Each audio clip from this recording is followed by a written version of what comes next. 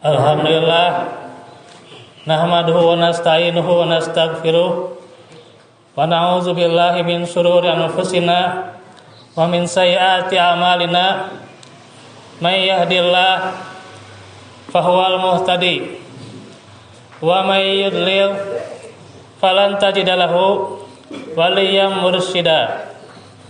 Ashhadu an la ilaha illallah wahdahu la syarikalah wa ashhadu anna Muhammadan abduhu wa rasuluh alladzi la nabiyya ba'dah. Qala Allah ta'ala a'udzu billahi minas syaitonir rajim. Ya ayyuhalladzina amanu taqullaha haqqa tuqatih wa la tamutunna illa wa antum muslimun. Al-ayah. Hadirin sidang Jumat yang mengharapkan ridho dan maghfirah Allah Subhanahu wa taala. Segala puji bagi Allah yang telah memberikan kepada kita berbagai nikmat. Dari nikmat kesehatan, nikmat waktu, nikmat lahiriah, serta nikmat batin yang paling utamanya adalah nikmat iman dan Islam, yang dengan segala nikmatnya kita mampu hadir di masjid ini untuk menunaikan salat Jumat. Pula salawat dan salam semoga selalu tercurah kepada Nabi kita Muhammad SAW beserta keluarganya, sahabatnya, tabi'in, tabi'ut tabi'in, dan semoga kita termasuk dari umatnya yang mengikuti risalahnya. Hadirin sidang Jumat, tak lupa pula bahwasanya takwa adalah keselamatan kita baik di dunia ini maupun di akhirat kelak. Karenanya dengan takwa senantiasa amal seorang hamba akan diterima oleh Allah Subhanahu wa taala.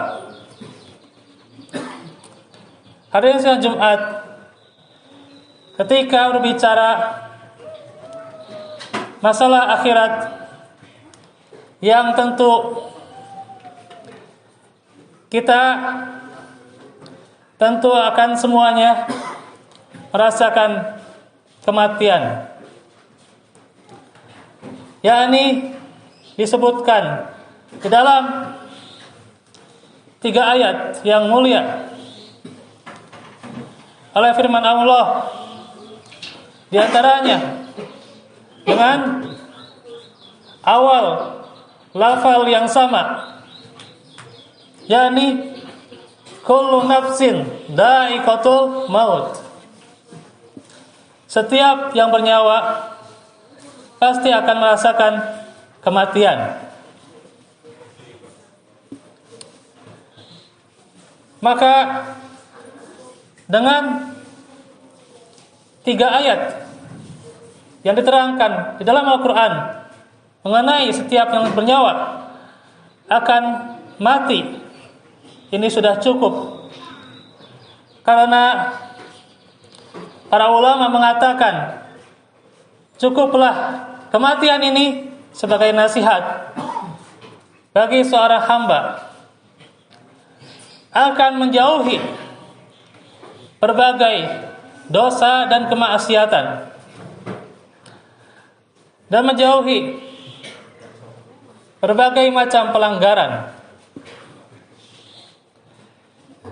Karenanya kita perlunya untuk menyiapkan bekal kematian yang indah, yang dimana dikatakan di dalam Al-Quran melalui doa Nabi Ibrahim alaihissalam, wala tukhzini yauma yub'atsun yauma la yanfa'u malun wala banun illa man atallaha biqalbin salim. Ya Allah, janganlah Engkau hinakan di hari ketika adanya kebangkitan, yang dimana hari itu tak berguna harta-harta dan keturunan, kecuali siapa yang membawa hati yang selamat. Itulah dalam surah Asy-Syu'ara ayat 86 sampai 89. Maka jelaslah keselamatan sebagai kunci seorang hamba nantinya menjadi ahli surga, yang dikatakan oleh para ahli tafsir, yakni hati yang selamat yang pertama adalah akidah yang bersih, yang tentunya kematian dengan akidah yang bersih, yang tidak ada kekufuran dan kesyirikan di dalamnya, maka Allah akan menerima jasa seorang hamba dan akan dirahmati. Dikatakan bagaimana kematian Nabi Yakub alaihissalam, cucunya Nabi Ibrahim, yakni ketika kematiannya, idh hadara Yaqub al-maut idh qala li bani ma ta'buduna min ba'di. Ia bertanya ketika menjelang kematiannya, apa yang engkau ibadahi setelah aku tiada? Maka ini adalah wasiat agar anak-anaknya memiliki akidah yang selamat. Karena diisyaratkan di dalam ayat itu ilahan wahida, yakni sembahan yang esa. Maka disinilah akidah yang selamat akan menjadikan ia di akhirat nanti mendapatkan kemuliaan. Yang kedua, bersihnya hati dari berbagai penyakit, yakni dari berbagai penyakit yang menghinggapi. Bisa jadi kedengkian atau dendam, iri, dan sebagainya. Dan pula seorang hamba harus senantiasa beristighfar agar ia dibersihkan dari berbagai penyakit hati. Karenanya yang namanya setan selalu menghinggapi hingga memudahkan orang itu memiliki hati yang tidak enak pada saudaranya. Maka kejernihan, kebeningan hati ini harus senantiasa dijaga. Karenanya untuk meraih kemuliaan di akhirat adalah dengan hati yang bersih dari penyakit. dan kita selalu meminta agar dijauhkan dari penyakit hasad. Wa min syarri hasidin idza hasad, dari kejelekan orang yang hasad apabila orang itu hasad kepadaku. Maka tentunya kita harus memiliki kebeningan hati itu. Yang ketiga adalah dengan akhlak yang mulia, yakni akhlak mulia itu akan memberatkan timbangan seorang hamba di kala hari kiamat nanti. Athqalu fil mizan, dia akan menjadi lebih berat di timbangan ketika tibanya saat disidang melalui mizan. Maka tentunya dengan ketiga ini merupakan ciri hati yang selamat. Maka hadirin sidang Jumat, betapa sayangnya ketika hati seorang manusia di kala saat ini, banyak di antara mereka tidak menata hatinya untuk keselamatan dirinya, hingga menyia-nyiakan waktunya dan membiarkan dirinya kebanyakan terombang-ambing, hingga konsentrasinya, kecenderungannya tidak banyak memikirkan akan keselamatan di akhirat. Sungguhlah celaka kebanyakan manusia yang mereka dilalaikan akan hari itu. Maka semoga Allah mudahkan setiap peristiwa atau setiap tahapan yang nantinya kita akan lewati di akhirat. Aku qouli hada wa astaghfirullah li wa lakum.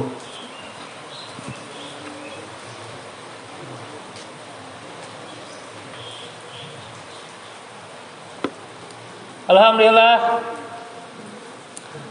hadana li hadza wa ma kunna linahtadiya laula an hadana Allah. Ashhadu an la ilaha illallah wahdahu la syarikalah wa ashhadu anna Muhammadan abduhu wa rasuluh alladzi la nabiyya ba'dah. Hadirin sidang Jumat, melalui riwayat Asad bin Musa yang dimana Abu Ma'syar yang telah mengabarkan dari Muhammad bin Ka'ab yang Rasulullah menyebutkan bagaimana orang yang pertama kali ketika mendatangi kalian, yakni ahli surga. Kemudian datanglah Abdullah bin Salam, orang-orang yang saat itu berdiri menyambutnya. Mereka mengabarkan pada Abdullah ini adalah ahli surga. Maka mereka bertanya, beritahulah kami apa amalan yang utama hingga engkau menjadi ahli surga. Maka Abdullah menjawab, sungguh amalanku lemah atau biasa-biasa saja. Aku sholat malam seperti kalian. Aku juga sholat fardu bersama kalian. Dan aku pula saum, di antaranya saum sunat seperti kalian. Namun apa yang menyebabkan Abdullah ini menjadi ahli surga? Maka yakni beliau menjawab, aku hanya mengandalkan kepentingan hatiku dan aku meninggalkan sesuatu yang sia-sia atau yang tidak bermanfaat bagiku.